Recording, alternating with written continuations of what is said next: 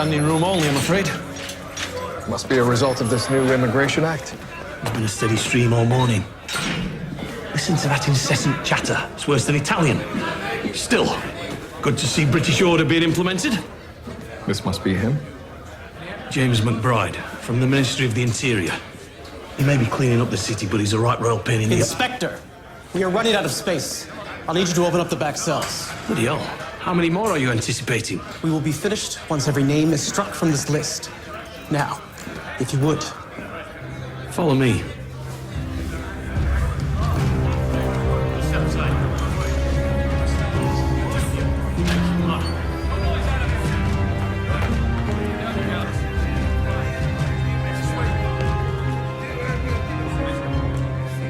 What are they doing, sir?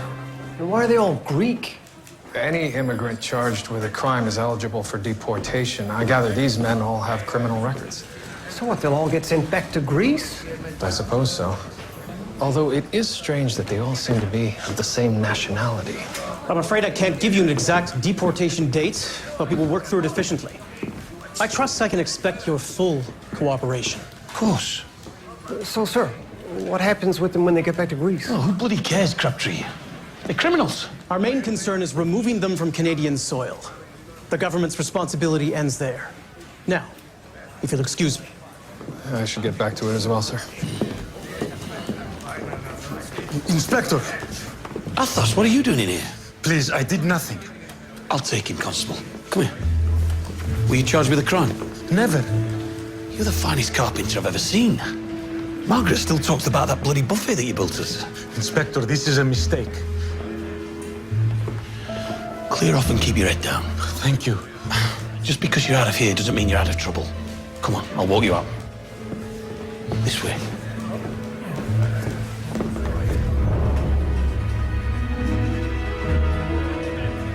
The night watchman startled somebody who ran off, but he said he was pushing a wheelbarrow with something in it that might have been a body. It might have been a body. He was too scared to check, sir. Help me unroll it.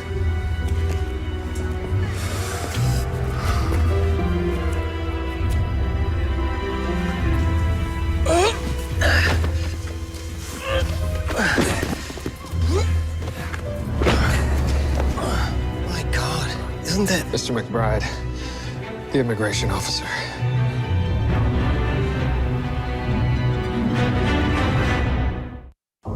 Significant trauma to the front of the skull.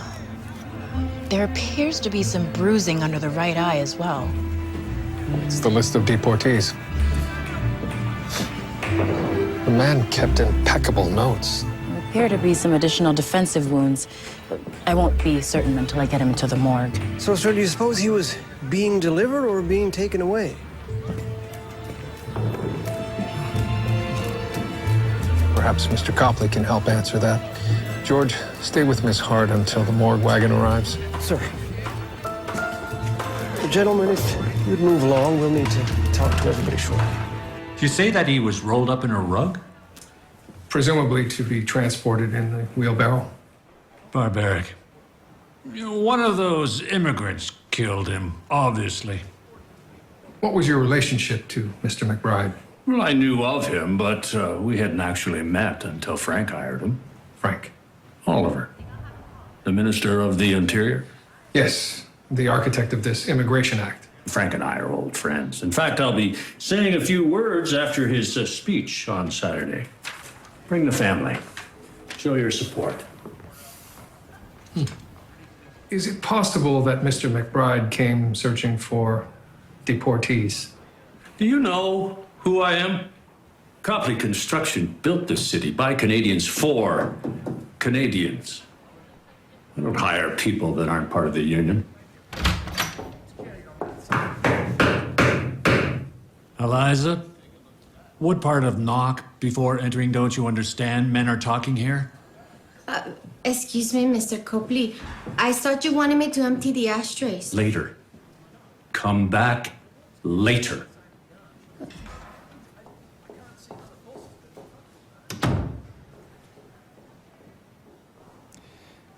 When did you last see Mr. McBride? Quite a while. But I do know that he went to see Andrew Palmer yesterday. Who was that? He calls himself a construction man, but he's a huckster. Couldn't build a dollhouse. How do you know he went there? My union representative, Paul Scotch, had a meeting. He saw McBride. What were you doing at Mr. Palmer's office? Trying to convince him to do the right thing. Hire some of my men for the Malvern collegiate job. He refused, of course. Yes, I've read about that. It's quite the undertaking, from what I understand. It'll be the largest school the city's seen. Damn thing probably won't even stay upright if he ever does finish it. And you said he won't use union workers. He's hiring immigrants. It was the only way he could keep costs low enough to scrape a bid together. The man is shameless. No sense of brotherhood. I see. And would you happen to know what Mr. McBride was doing there? Looking for more people to toss out of the country would be my guess. He showed me a list of names, said he wanted the addresses of all my workers who were on it. And you gave them to him? What was I supposed to do? I can't fight the law. Might this have been the list? Yeah, this is it. 3/4 of the names on here were my men. And I take it construction was to commence shortly. 2 damn days. Now I have to find enough laborers with the right skills who are willing to work for less than union wages. Why not simply go through the unions? There are maybe 3 contractors in the city who can afford to use unions. The rest of us get the small-time jobs, the crumbs. I finally found a way to get the city's foot off my neck, and this happens. It seems to me you were looking to prove a point by securing this contract. I was looking to level the playing field. If I make a little money along the way, all the better. Besides, these men get a chance to feed their families. Is that so wrong? Do you know where Mr. McBride went after he left here? Probably over to Carlton, where the Greeks live.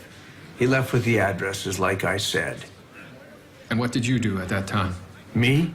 I was right here, trying to figure out a way to dig myself out of this mess. All right, next. Next. Retrace Mr. McBride's steps after he left Mr. Palmer's office. There's a good chance he went to the Greek part of town immediately afterwards. Sir. If Palmer's telling the truth, McBride was very much alive when he left his office. Right, heading off to the land of fish and file, are you? You'll be able to practice more of that Greek that you picked up yesterday. You almost had it. I'll see if Miss Hart has completed her post-mortem. I'll join you. I believe it's philo, sir. Fish and philo. Ah, detective. I'm afraid I'll be needing that. The philosopher's tongue. Now, do you have a special interest in Hellenic or all Indo-European languages? What? No, what? Have you not noticed? Our cells are full of Greek men. Oh, actually, I was speaking to a few of them earlier. They were quite distraught. This whole concept of borders has always been puzzling to me. Wait, you speak Greek? A few simple phrases. Well, that's wonderful. I have to go down to Greek town now for the McBride case. Maybe you would come with me. I suppose I could provide some assistance. Have you eaten? Eaten?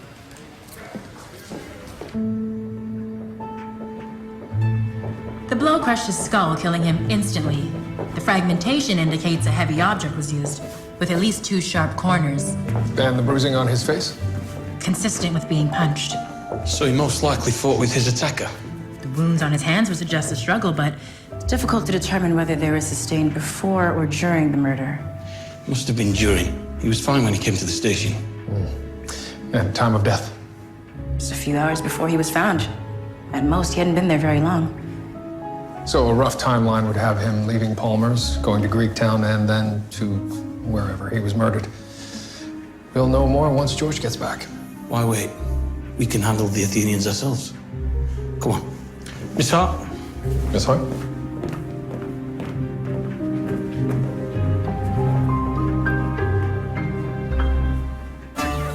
Or a stembo?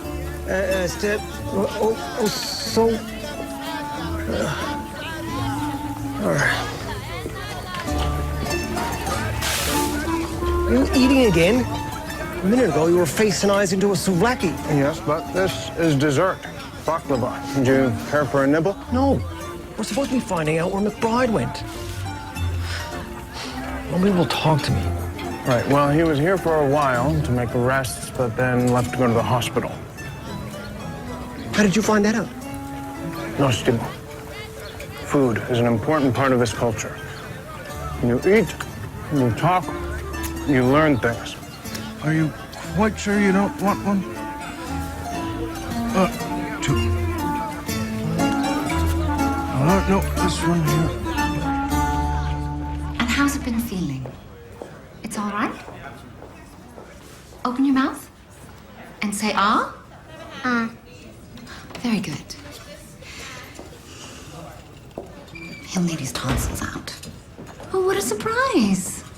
Dr. Ogden, I should get accustomed to seeing you working amongst the living, I suppose. What are you two doing here? Not part of this deportation business, I hope. In a roundabout way. The man in charge of the sweep, James McBride, he was found dead last night. Apparently he was here shortly beforehand. Have either of you seen him? I did. He got into a physical altercation with someone down the hall. Nurse Sullivan? He fought with a patient? A visitor, actually. The man who assaulted Mr. McBride ran out before anyone could stop him. Did you treat McBride?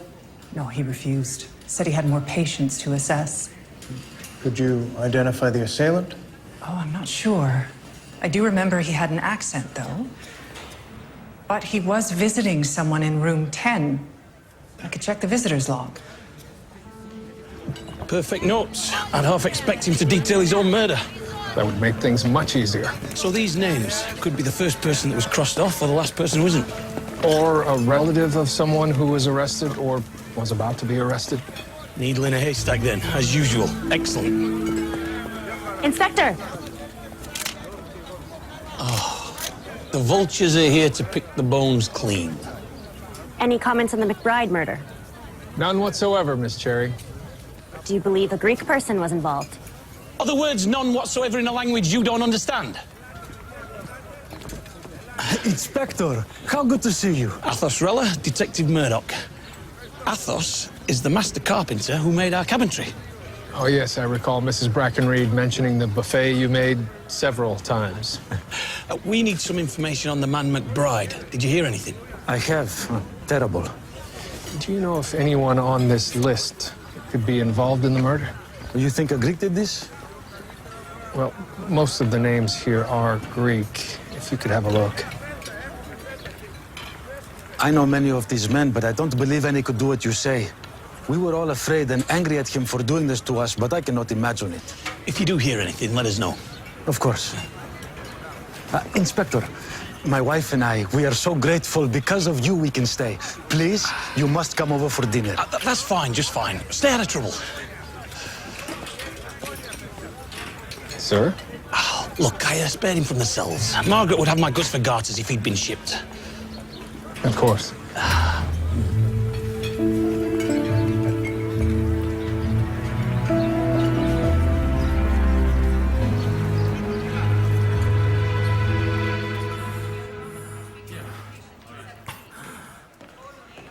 It burns. It burns, please. Please help. Nurse Sullivan, may I be of assistance? I've been instructed not to treat him.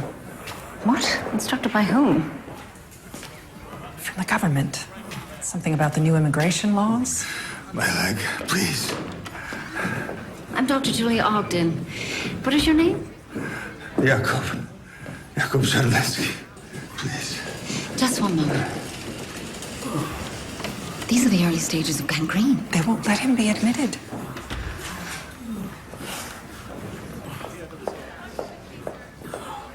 Dr. Forbes, why are we not helping this man? He is scheduled to be deported.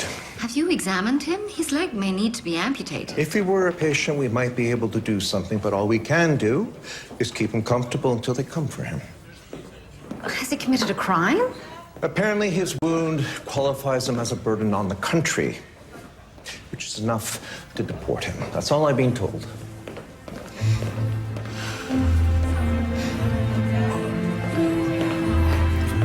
It had to have been a crime of opportunity.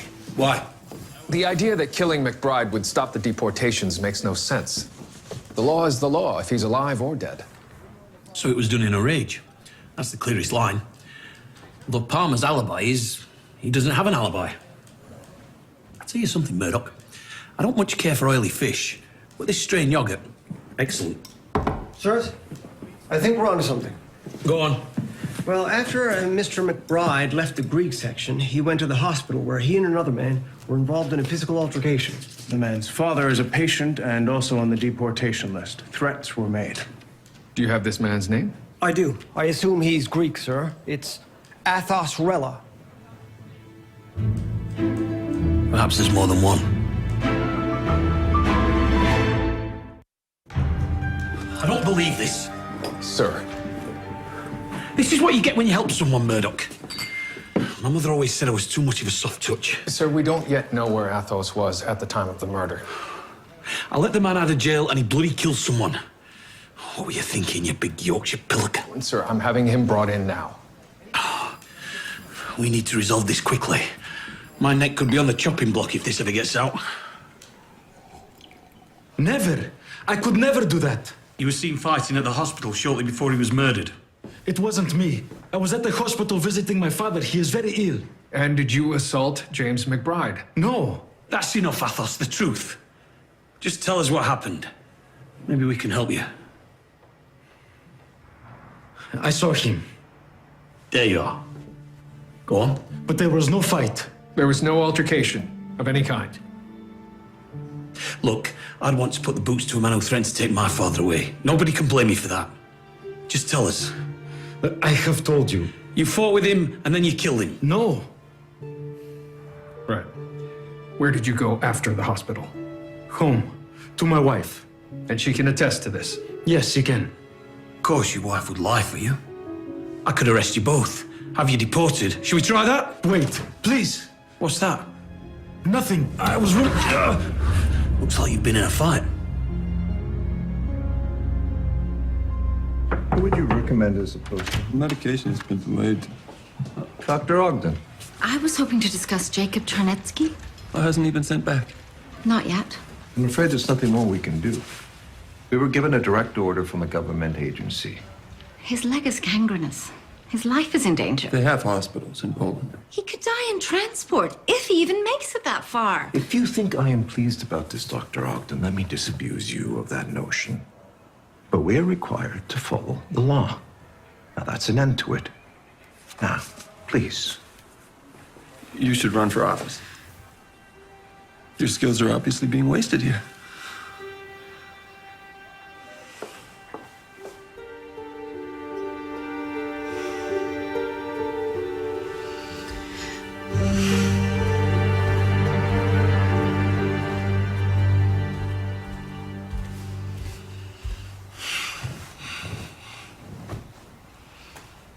Everything all right? What sort of country are we becoming when we just throw away people who are different from us? The man, Frank Oliver, who designed the law, is not the most enlightened of thinkers. And now this Polish man may die simply because he wasn't born here. There's nothing you can do. Dr. Forbes has specifically instructed me not to treat him. We are required to follow the law. I understand, but there's nothing you can do beyond that. Are you advising me to disobey my superior? As a police officer, I would never advise that. But a man may die. You do have a rebellious spirit buried in there, don't you?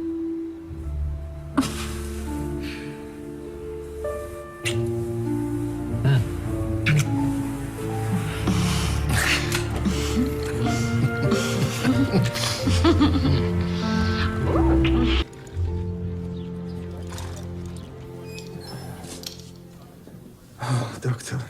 How are you feeling? Not as well as I should. With two beautiful women in the room. Nurse, in Poland, I was the best Polonese dancer in Malbork, you know. Perhaps when this is over, you will let me show you.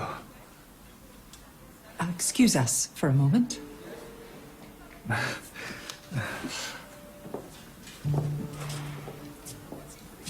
What is he doing here? I'm going to operate. I'll need your help.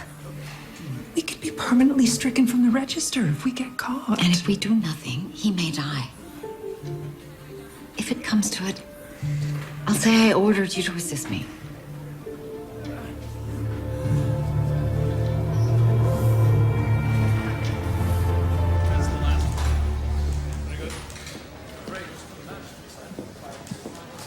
Everything all right, George? Sir, latest edition of the Telegraph just came out.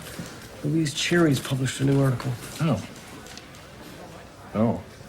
She knows the inspector let that chap out of jail. The inspector has blood on his hands. A Greek intruder cut down one of the king's noble subjects. Inspector Bumblereed. Mérdokh!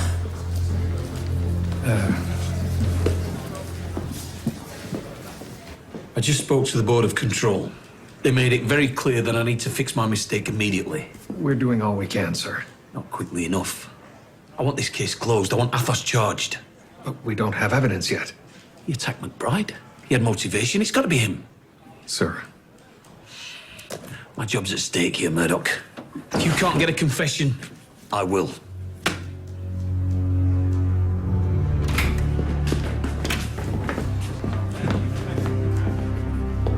Sit. Have you spoken to my wife? Trust me when I tell you I've heard enough lies to last me a lifetime. I said, sit.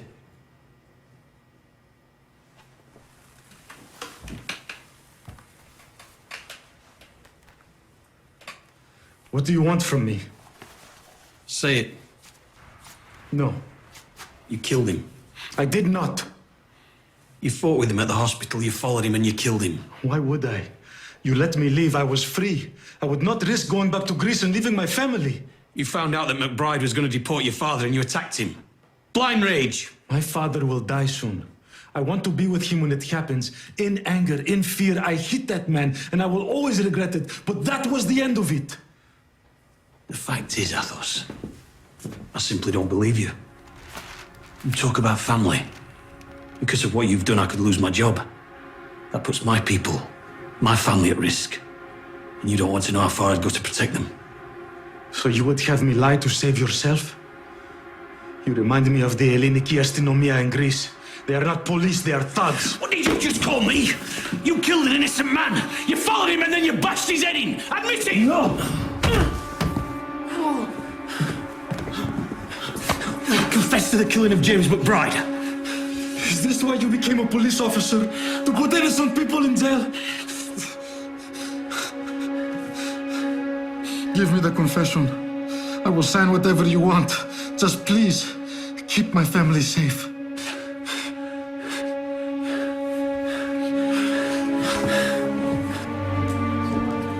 It wasn't him. Sir?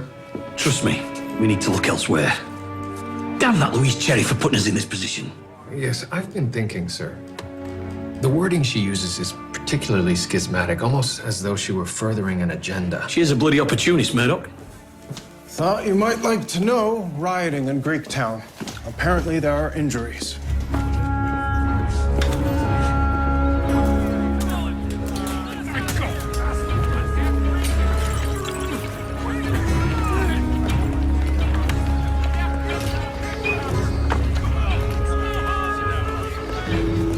Detective. I'll call for an ambulance.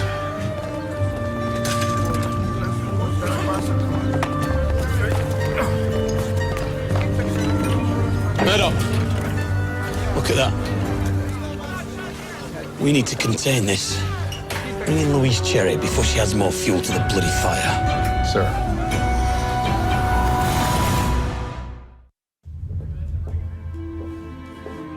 Gentlemen, I've been summoned.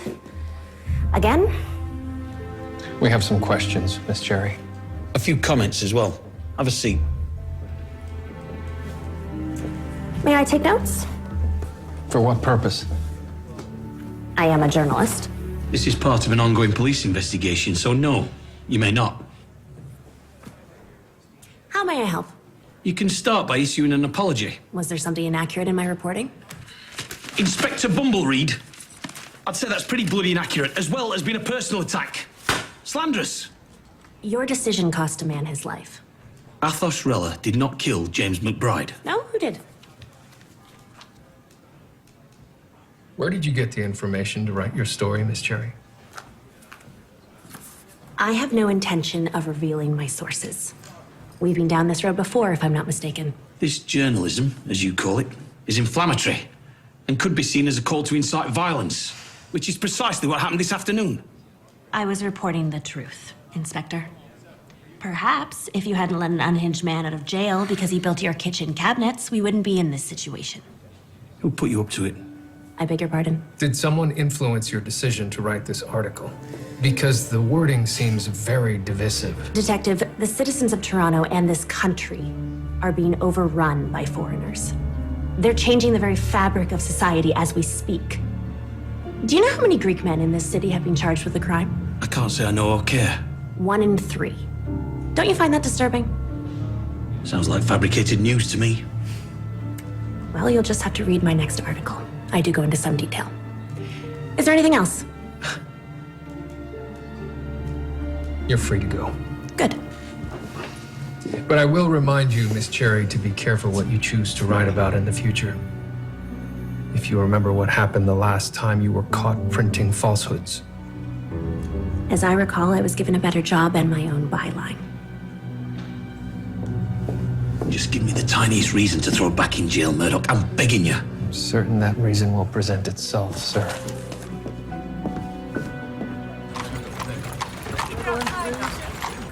Everything's going to be fine, Mr. Charnetsky.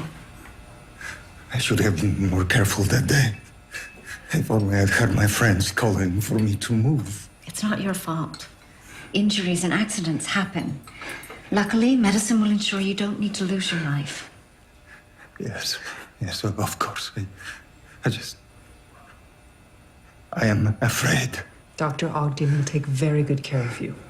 The pain will soon be gone. Thank you. Thank you both.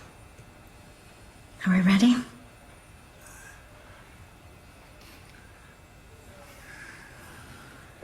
Let's begin.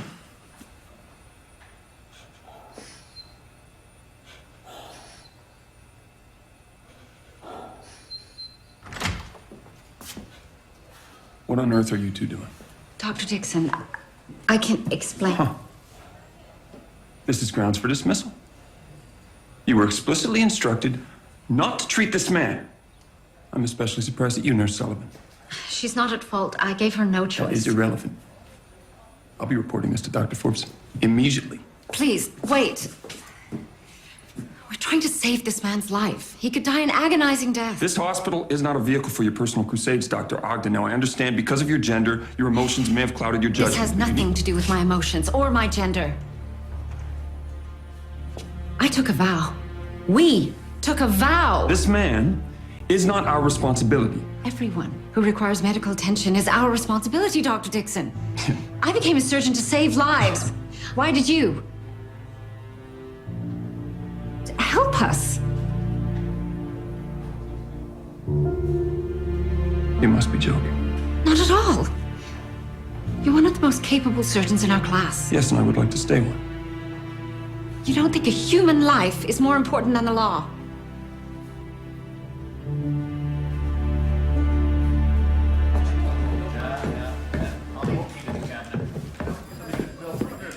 Oh, George. Sir.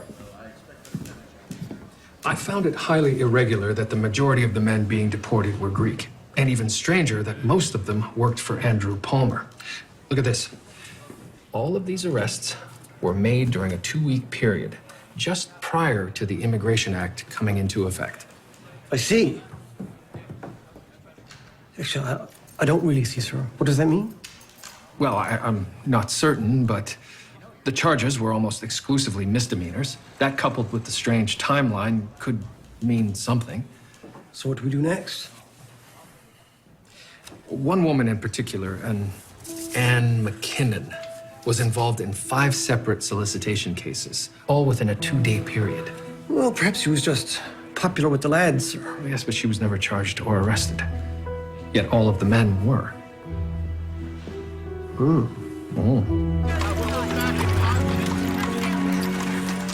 Anne McKinnon. Toronto Constabulary. What is it? I got things I need doing. You were recently involved in several arrests involving Greek men. I don't ask where they come from, so I couldn't tell you. The Greek accent usually gives it away, Miss McKenna. 5 arrests in 2 days. You were named in each of the cases, and yet you were never arrested or charged. Coppers love me. What can I say? I'm a delight. How do you meet the men that solicit your services? They usually find me. We have reason to believe that these arrests are linked to a murder. James McBride. You may have seen his name in the papers. Yeah, I had nothing to do with it. What do you recall about these arrests? I was paid well. More than usual. By whom? Not the Greeks, I can tell you that. Miss McKinnon, unless you'd like to see the inside of our cells, I suggest you stop playing games. He's a client, one of my best. He told me where to find the man and to just do what I do. Miss McKinnon, a name, please. Paul Scotch. The union leader. One and the same. So Scotch and McBride were working together? Not necessarily. If Scotch arranged for the arrest because he knew the law was about to pass, it doesn't necessarily mean that McBride knew. But if he found out after the fact and confronted Scotch about it? That could have given Scotch a reason to kill him. It's also plausible that the 2 men were working together and Andrew Palmer found out and killed McBride. Mr. Scotch? Toronto Constabulary! Mr. Scotch? Sir.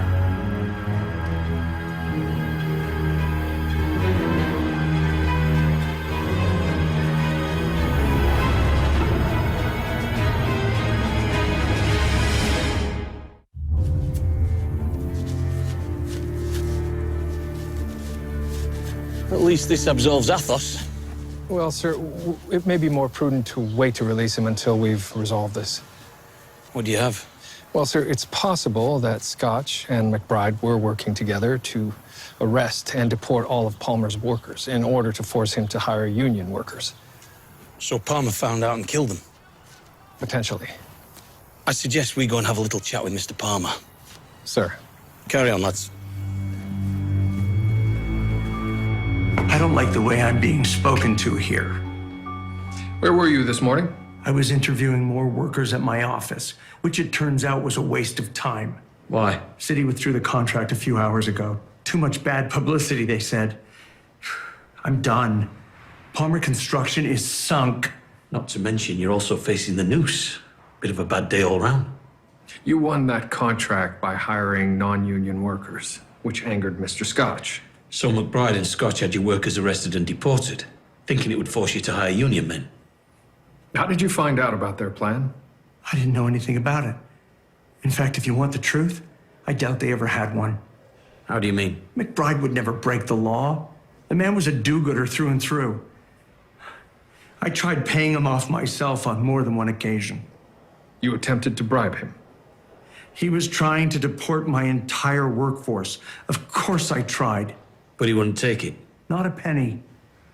Look, I spent years trying to get a contract like this, but I failed every single time because of men like Copley and Scotch.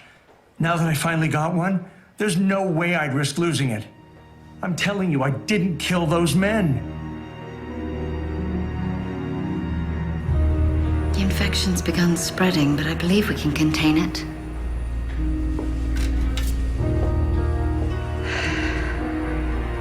Wait. Have you considered bromide? The infection's moving too quickly. I don't believe so. I recently came across an older case study by Goldsmith. He was able to stifle the poison section using a combination of an injected and a topical solution. The risk is too high. If you're wrong, the infection will continue to spread and he'll be on a ship back to Poland. Yes, but if I'm right, we'll be able to save this man's leg and keep him in the country. That's what you want, isn't it?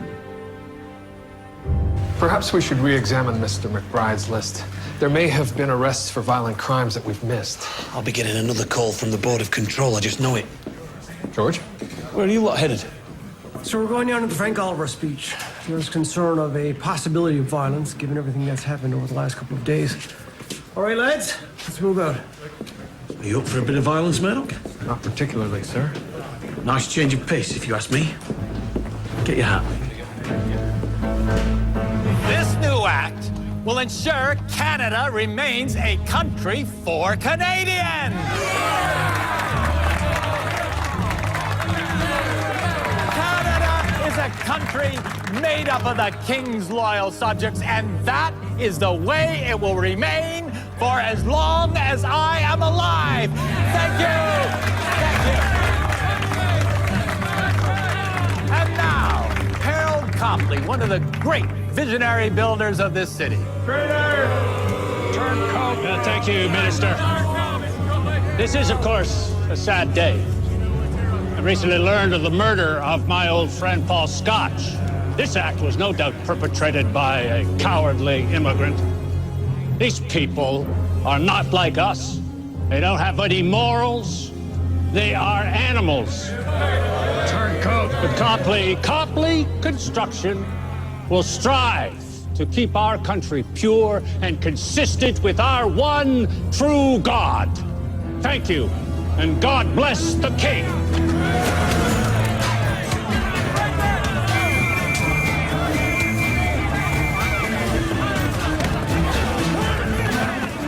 Well, this is unusual.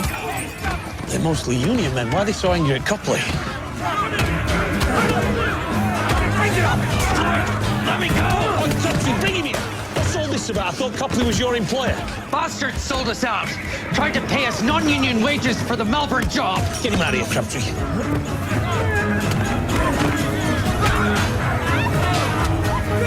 Interesting.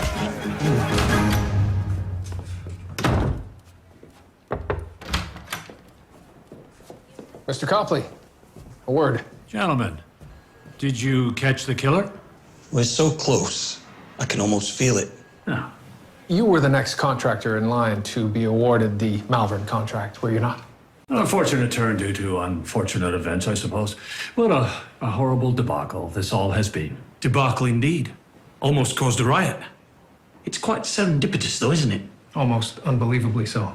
What are you insinuating? Bear with me for a moment. I have a brief tale to relate. I don't have time for this. There was a construction tycoon who built half this city, as he was so quick to point out. He was used to getting everything he wanted, and no one dared challenge him for fear of reprisal. Absurd. But that all changed when a large project, one of the biggest in the city's history, was awarded to a man that the construction tycoon deemed inferior.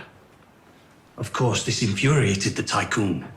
So he and his union man devised a plan to sabotage the project. They saw the Immigration Act as an opportunity rather than a hindrance. This is libelous, sir. Only the man who was enforcing the law found out about the scheme. Your implication being? McBride figured out what you were doing and you killed him. And Mr. Scotch learned that you were planning to use non-union labor. He threatened to expose you. So you strangled him and buried him. This is absolutely witless. I fear for this great city if minds like yours are tasked with protecting its citizens. You killed those men. Got any proof? Any evidence? Anything other than your asinine theory? Damn it, Eliza, how many times must I tell you? I'm sorry. You're fired, you bloody idiot. Get the hell out of here.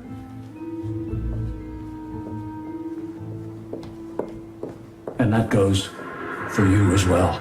And rest assured, I will do all in my power to have both your jobs. Your rug. What? What about it? This rug seems to have replaced a much older one. For God's sakes, what do you want about now? Mr. McBride was found rolled up in a rug, and I would wager that it was exactly the size of the one that you recently replaced. You killed him here. You tried to dispose of the body, ran into the night watchman, and had to abandon it. You call that evidence? I'm calling the chief constable personally. I built Macmillan Tower, and I will ruin the both of you. Should I put this back on the shelf before I go, Mr. Copley? It was in a closet under a blanket. Very messy.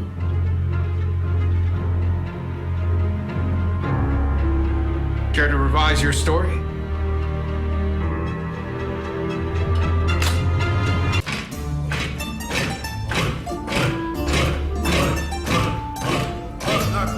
Gentlemen, This is the man who tried to have you sent back to Greece. Constable, enjoy getting acquainted. What are you looking at, you filthy mugs? You keep your bloody hands off of me. You keep your bloody hands off of me!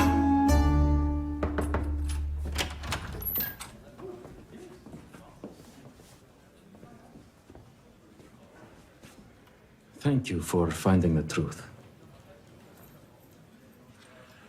Athos, Yes? Go on. I would be honored if you'd come over for dinner tonight with your wife. On one condition. Name it. We drink Greek wine. I won't fight you on that. The men in the cells, what will happen to them? To us? The Minister of the Interior has decided to delay the deportations. They'll all be released until it's resolved. And then? I'm afraid I don't know. Mr. Rella, the law isn't always an accurate measure of a society. Then what is? You saved me, Doctor. I wish I could repay you somehow. Perhaps when you're fully recovered, my husband and I will join you and Nurse Sullivan for a night of dancing. Oh, I would like that very much. Your husband is a very fortunate man. Oh. Do widzenia, moja kochana. Goodbye, my lovely. Goodbye.